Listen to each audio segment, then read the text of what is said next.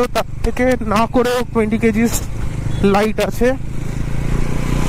তো চলো একটু টানি।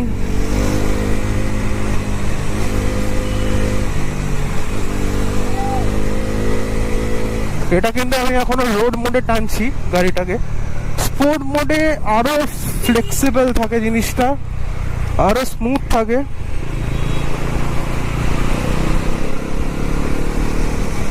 और भाई विशाल जैम, विशाल जैम।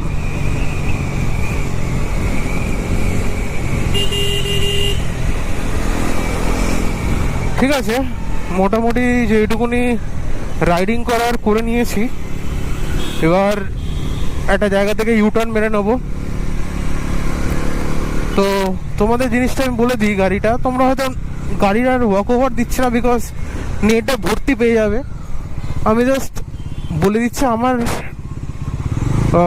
রাইডিং এক্সপিরিয়েন্স কেমন, বিকজ আমি একটা হেলদি ছেলে, মোটামুটি 125 কেজিস আমার ওজন, তাই কারণে আমি রয়্যাল এনফিল্ড চালাতাম।